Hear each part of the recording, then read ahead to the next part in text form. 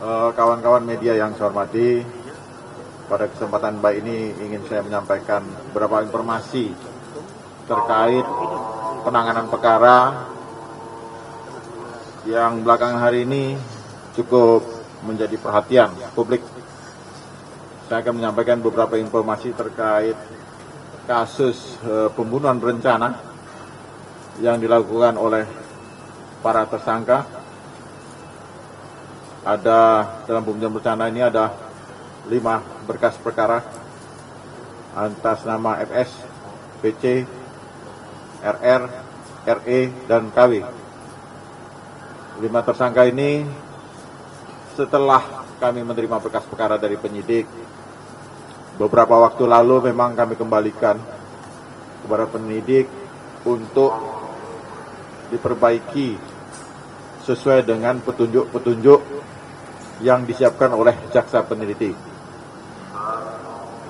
Kemudian berkas kemarin itu balik lagi kepada kami. Sesuai dengan ketentuan perundang-undangan, Kitab Undang-Undang Hukum Acara Pidana, jaksa meneliti kelengkapan berkas perkara, kelengkapan formil dan material dari berkas perkara itu.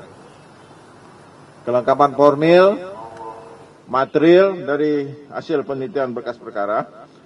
Saya baru saja menerima laporan dari Direktur Orang dan Harta Benda bahwa persyaratan formil material telah terpenuhi sebagaimana ditentukan di dalam KUHP pasal 138, 139, pasal 8 ayat 3 huruf B KUHP.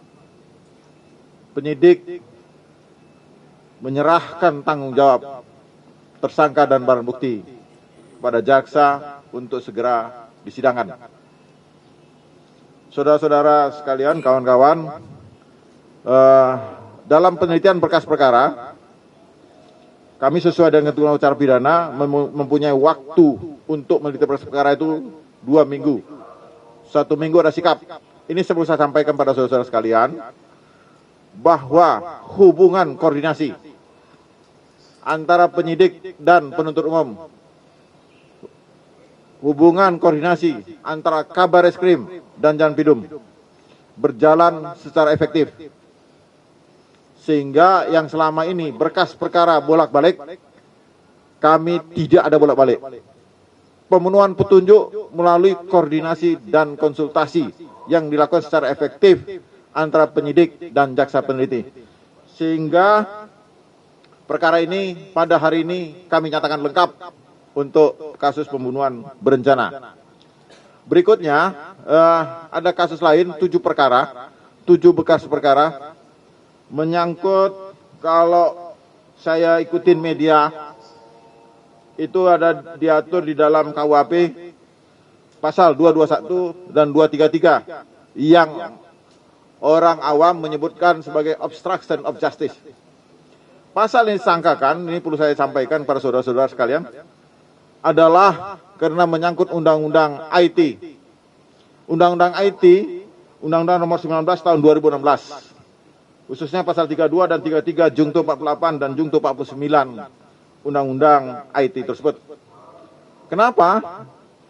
Dan ini karena yang dirusak adalah barang elektronik, bukti elektronik, sehingga kami menyangkakan berdasarkan petunjuk jaksa kepada penyidik dan penyidik memenuhinya, sehingga yang dipersangkakan nanti yang terberat primer adalah Undang-Undang IT, dan berikutnya kami juga menyangkakan subsidiar undang-undang yang diatur dalam KUHP.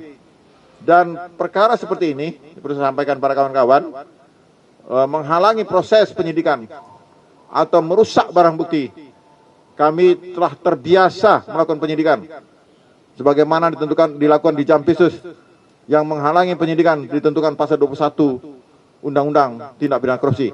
Jadi bagi kami hal ini hal biasa, dan kami sudah banyak menangani perkara-perkara seperti ini. Dan ini juga berdasarkan laporan Direktur Keamanan Negara dan Ketertiban Umum dan Tindak Pidana Umum lainnya, perkara ini telah memenuhi syarat formil dan material, sehingga berkas perkara juga sudah kami nyatakan lengkap formulirnya P21. Tentang administrasinya nanti itu tanggung jawab direktur terkait. Kapan dikeluarkan, hubungan koordinasi dengan Bariskrim, dengan direktur terkait di Bariskrim. Tapi secara substansi telah memenuhi syarat formil material. Tahap 2 sudah terjadwal. Saya sudah perintahkan pada direktur untuk pelaksanaan tahap 2 tidak boleh terlalu jauh dari diterbitkannya P21. Kenapa?